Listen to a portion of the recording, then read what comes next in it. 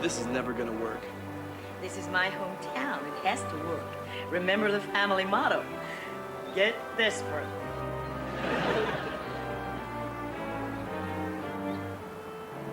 Where was I? Shakespeare and God. No. Shakespeare as God. The nearest thing we've had so far. Now, it's not essential to believe this blasphemous tenet around here, but we'll get on an awful lot better if you do. Shakespeare as God. Maybe that's a bit unfair. God was nowhere near as literate as Shakespeare. I mean, the Ten Commandments are a splendid guideline for running a harmonious housing cooperative, but hardly poetic or definitive statements, And take adultery. Now, God says thou shalt not commit it. Fairly bald sort of statement. Whereas Shakespeare defines it as something the wren does, the small gilded fly. Let copulation thrive. That's what Shakespeare says. Yeah? What? My dear Lucy, I'm head of English studies, not a bloody tour guide. I see. Very well. Jill, this is very good. I thought you didn't like it. Really? What on earth gave you that impression?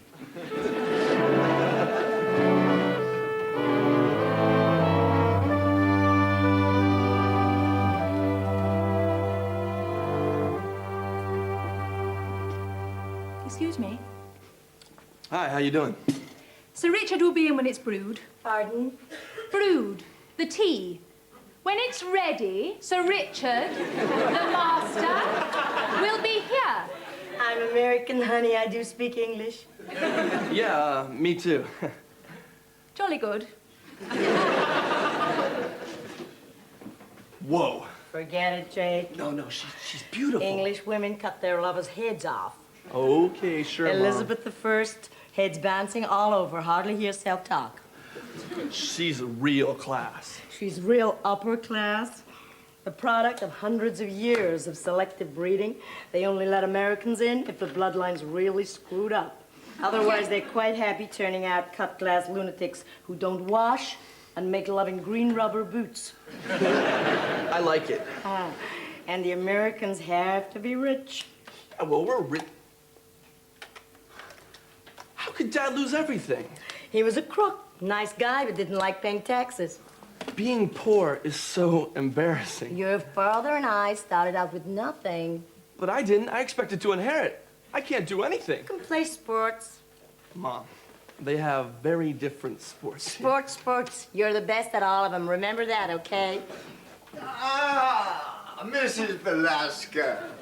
Quite delighted. Delighted indeed. Oh, I am delighted. Me too, real delighted. Oh, my hand, please. Yeah. Oh, my dear. And this must be our noble benefactor, Harry Velasco.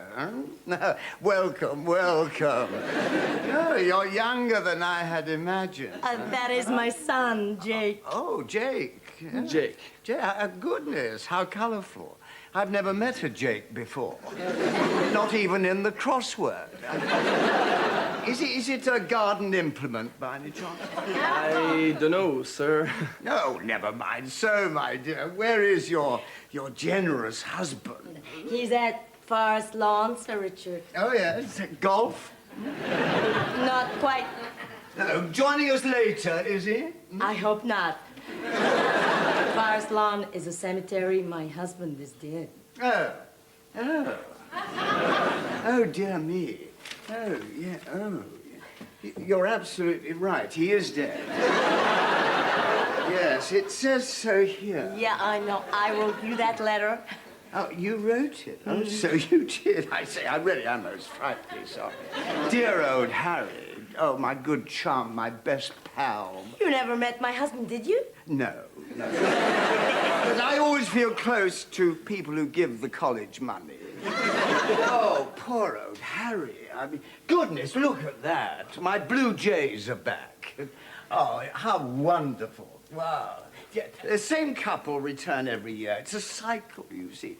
One must always belong to a life cycle. Then one has a place in the scheme of things. Dying is less of a black hole. I wonder where birds go to die.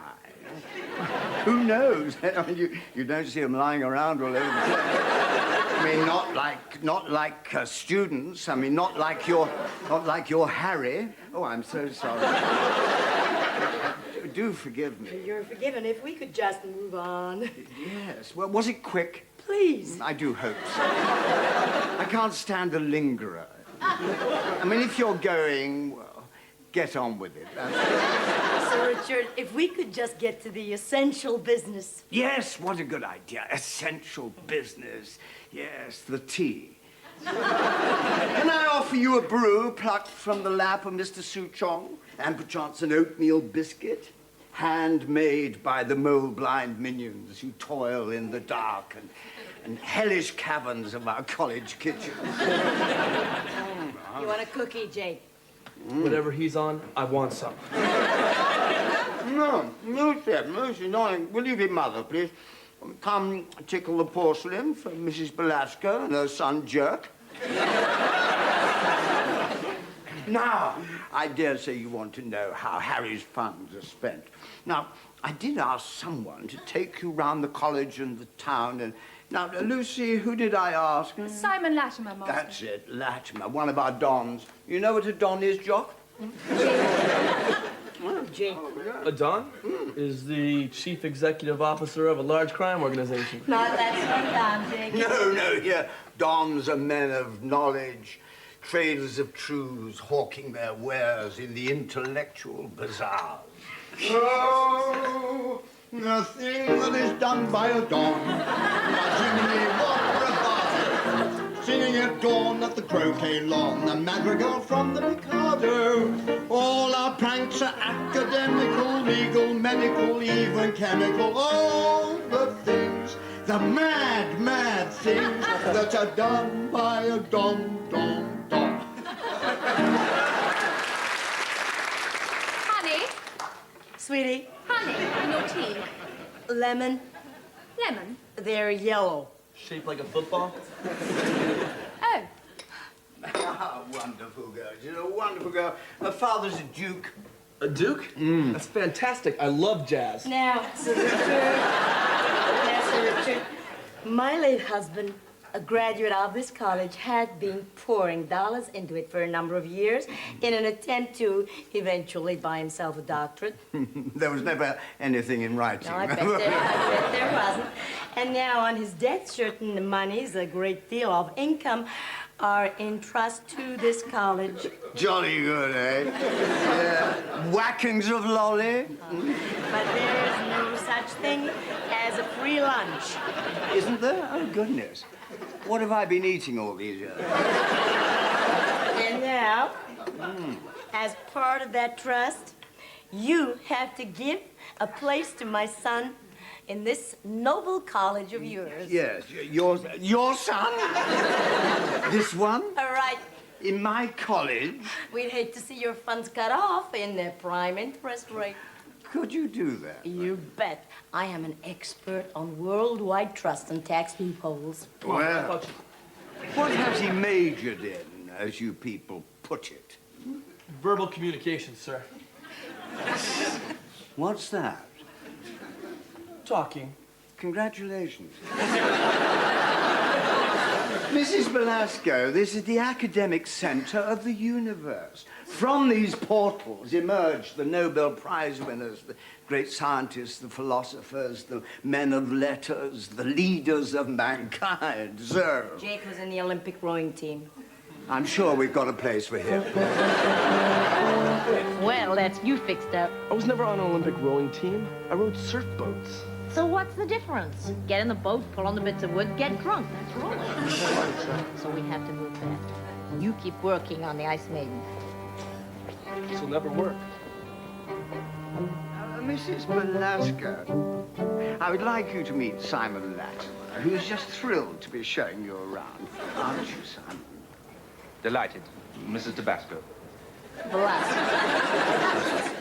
Simon will, you know, thingamy, cookster, history, all the usual dreadful tourist claptrap. I'll see you later. My regards to your husband.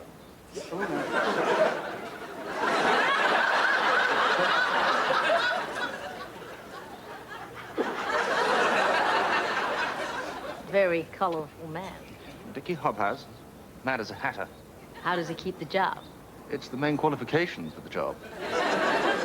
Anyway, let me tell you all about us. First, the ghosts. Everybody wants to know about the ghosts, especially Americans. I don't give a damn about ghosts. Oh, but you should. Especially around here. The ghosts are more real than half the residents. And as a wise man once said, to understand the living, you must first study the dead. Which wise man said that? Can't recall, actually. I think it might have been me.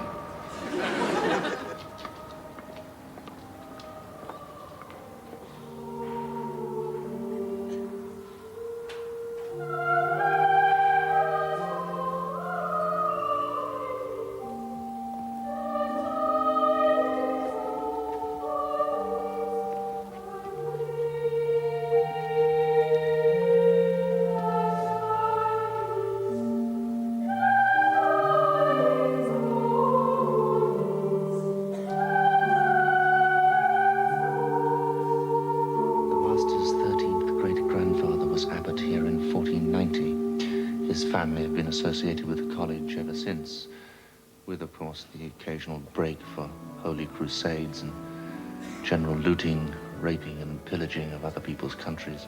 Mr. Latimer.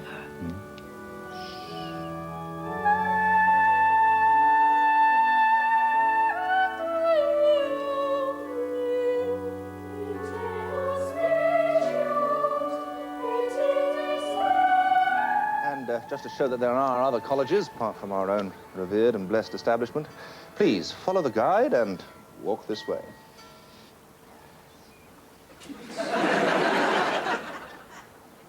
That was an example of what we call ye olde English jokey. The arms above the door of the founder, Lady Margaret Beaufort. Mother of Henry VII. Yes, and those rather exotic animals... Yales. Sorry? Yales. Mythical beasts. We named the college after them. It's still full of mythical beasts. You know all that?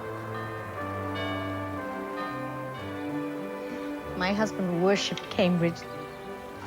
The years he spent here were the high point of his life.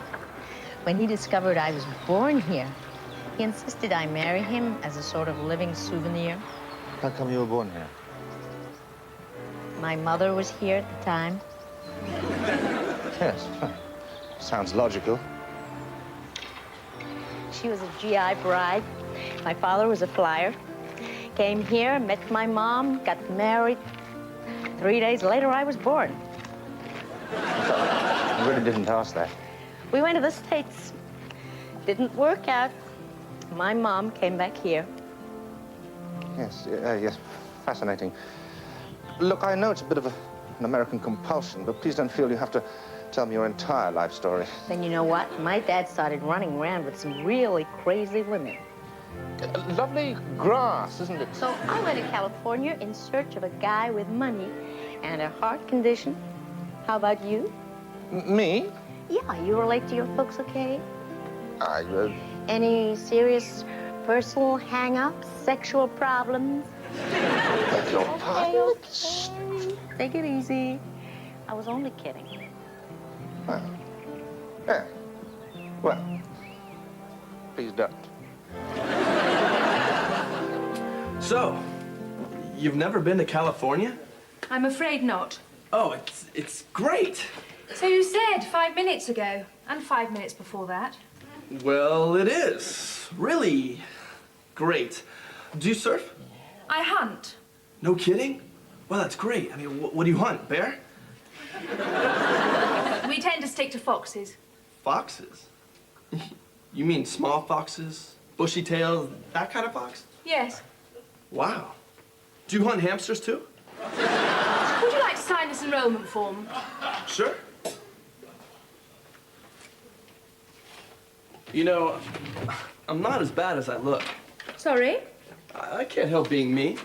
I've had years of good food and sunshine and sports, plenty of milk for strong bones and teeth. And that just tends to make a person big and healthy. And I'm sorry if that offends you. You're apologizing for being healthy. Well, I've seen these English guys. It seems like in order to be an ace around here, you gotta look sick and thin and walk and talk like a daffodil. It does sound vaguely familiar. Yeah, well, I'm not like that. But that doesn't mean I'm a piece of wood or nothing. I know myself. You know yourself. Yeah, I've been an analysis since I could talk. Really? Why? Why not? Indeed, well, I am rather busy. Was there anything in particular? Well, how about a date? You want to go to a drive-in? A drive-in? Yeah. Mr. Belasco. Jake, babe. Jake, babe. It rains in this country. It freezes. It snows. And that's only in the summer. We do not have drive-ins. No drive-ins? How do you guys learn the facts of life? I mean, you have McDonald's, right? We have McDonald's. Whew. Well, that's a relief. I thought I was going to starve to death. So maybe we can just get something to eat. There is one other point. Yeah? You are now a student.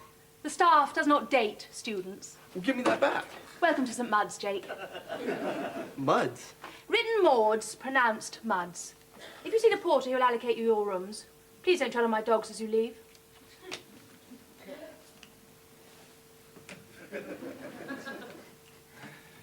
And I'm such a nice guy, too. This scantily flowing stream exists simply as an occasion for enchanting bridges, ancient trees, and grassy banks. Henry James. I'm impressed. He was an American. He also claimed the river mirrored the local inhabitants, languid, idle, and serving no real purpose. Yes, well, as you say, he was American. Don't you like Americans? I like fishing. So you don't like Americans? I've never dreamed of generalizing about an entire nation. Look, if you don't like Americans, have the guts to say so. I can take it. No skin off my nose. What do I care? All right, I don't like Americans. Well, that's great. That's really charming. My husband lays down his life for this university. I'm a widow, a single mother. I come all this way, and now you say you don't like me. I am so upset. Please, it's quite enough. Probably better we go back. I have found the missing link. The only man in creation to have absolutely no sense of humor. Hey, I was just winding you up. Wait a minute. Whoops.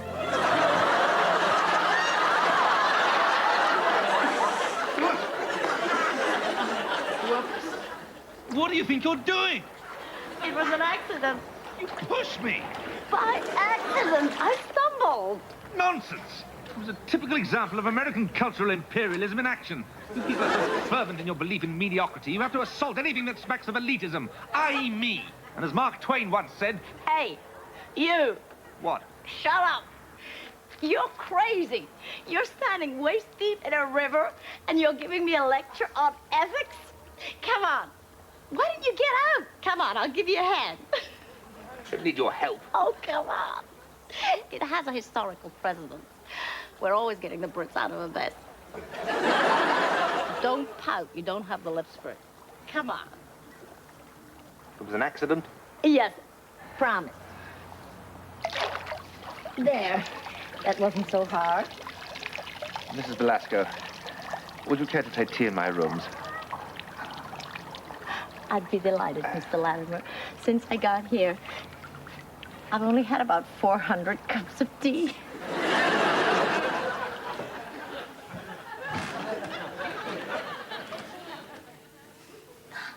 No permanent damage. Well, I might survive. It's my tailor who weep blood. Oh, you look fine.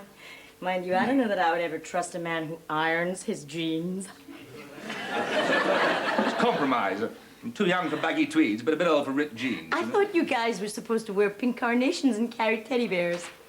No, I'm sorry. We can't all be refugees from Brideshead. Pity. It would make life easier for us dull colonials if you conform to accepted stereotypes. And believe me, we all try when we first come here. Run around looking for literate and witty discussions, flamboyant characters, life's paradoxes. But it's not long before the main topic of debate is the merits of Safeways versus Waitrose. They're supermarkets. I'd never have guessed. That's a Hockney? Small one. Are you rich? Extraordinarily impertinent question. It is? The English never discuss their finances, not even with their wives. Barely even their accountants. And certainly not total strangers. Pardon me for breathing. Just this once. Anyhow, wherever you get your cash, don't lose it. Lose your cash, you lose your soul. That is awesomely Oh, cynical. believe me, without money, you're in no camp, no person, no loot, no nothing. Zilch, nada, finito. Good night, nurse. Pull the plug, please. You're not talking from dire personal experience, by any chance? How did you pick it? I'm a very sensitive chap. My husband, Harry, the well-known corporate hoodlum, spent years keeping numerous balls in the air. Recently, Harry had a non-deductible coronary. All the balls hit the sidewalk. My son and I ended up with nothing. So why do you come here? Go broke in Los Angeles. You're an overnight leper. They cross the street to avoid getting infected. But in their little hearts, they are delighted because, Jesus, thank you, God, you didn't make it happen to me. Well, you certainly picked the right country. The English positively venerate failure. Poverty is quite socially acceptable. Yeah, but it can get a little out of hand. How do you mean? I am flat broke. I only have the jewelry I stand up in. I need a job. Guess what? I need your help. What? You want me to write it down? My help? Yes? We only just met. Oh, I only want a job, not one of your kidneys.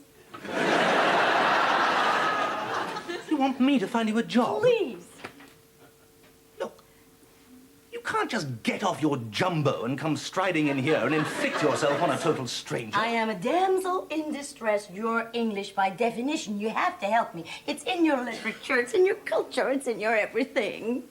You are really quite outrageous. Oh, well, if it gets results. So what am I gonna do round here? Here? You can't work here. You're a... American? No. Much worse. You're a woman. Oh, gee. Oh, gee, how inconsiderate of me. I'll see a surgeon in the morning. It's not me. I mean, I've got nothing against women. Of course not. No, I'm greatly in favor of them, both philosophically and practically. Oh, the sisterhood thanks you. Look, it's the elders of our community. They have doctorates in advanced misogyny. They spent their childhood being tortured by their nannies, so the rest of their life is a long, calculated revenge against womankind. I can cope. Yes, well, I can't. Look, I'm usually 12 minutes into my afternoon snooze by now. So, what's happening on the college job market? Look, you're not hearing me. Let's just stop this right here, shall we? It's been very interesting meeting you, but I'm terribly sorry. It's just not on. Goodbye. Farewell. Have a nice day. This is never going to work. That's what they said about the wheel till they took the corners out of it. Have faith. Mr. Quinn, our bursar, is not an easy man. But he needs an assistant. Well, so rumor has it. And here I am. One small point, though. What's a bursar? How did I get into this? Scotty beat me up. The bursar is the management and financial arm of the college. Now, what you must do is bluff him out. Do you think you can do that? Can the Pope kiss tarmac?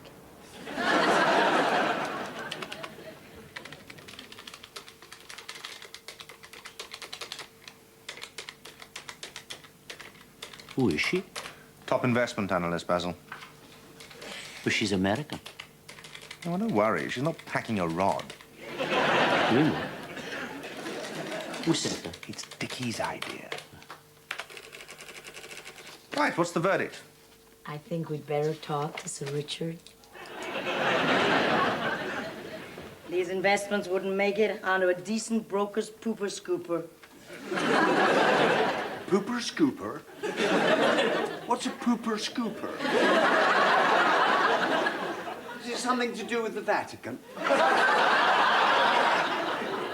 It's a device for picking up doggy-doos, sir. Really? Well, why would one want to pick up doggy-doo? I mean, it sounds a rather grubby sort of pastime. Basil, do you pick up doggy-doo?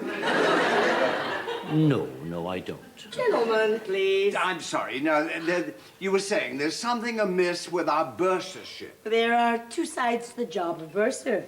The day-to-day management operation of the college as an educational and social institution. Mr. Quinn seems very capable in this area. Oh, thank you, I'm sure. The other side of the job is where my training and expertise comes into play. It is in the management of the endowments, the properties, the operational assets, vis-a-vis augmenting capital values and income-generating power, right? Oh, right. Right. Basil, I suppose so, yeah. Which is where you're coming apart. A lot of these endowments are junk. However, with more careful management of your securities and taking into account the charitable status of the college, you could not only gain a far more financially secure position, but you could also have an investment policy which takes into consideration the distortions imposed by income and capital gains tax, right? Right. Since there is a fairly elaborate system for permitted deduction on assessable income, there is considerable scope for a very much more elaborate, successful, and profitable bursarship than you have in place at this present time. Could you say that again, please? Well, it'll soon look like home. Home. Home had a pool, a tennis court, a drive-in jacuzzi. My maid's bathroom was bigger than this. Well, you'll soon get used to it. I have a choice. You were awfully good with old Dickie. All that financial stuff. You really sounded as though you knew what you were talking about. I did. You don't know how much you know till someone asks you. You know, you're right. Till I started teaching, I thought I was just a pig-ignorant dilettante. Oh, what are you now? I'm still a pig-ignorant dilettante, but now I get paid for it. Oh, well, anyhow, thank you for your help. Not at all. It's been interesting, hasn't it? I'm just across the hall, you know, this... If I'm desperate, catch fire or die, something real extreme. No, I'm sure I didn't mean that. Okay, it's okay. Thank you for your efforts. I'll try not to bug you any further. Bye-bye. Oh, who let these cases out? Oh! What a nice, even-tempered man.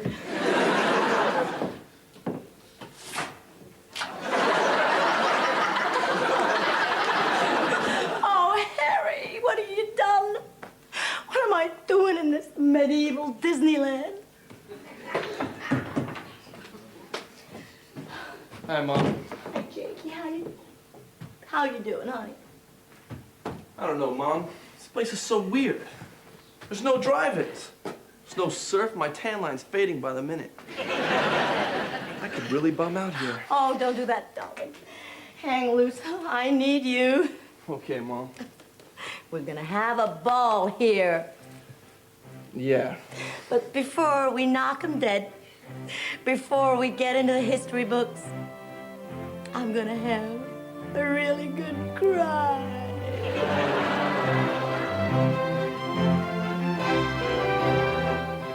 More Cambridge Blues next Sunday at 7 for Felicity Kendal, who's currently appearing at the Globe Theatre, Shaftesbury Avenue, in An Absolute Turkey. Coming up in a moment on BBC One, Richard Griffiths in a new drama series, Pie in the Sky.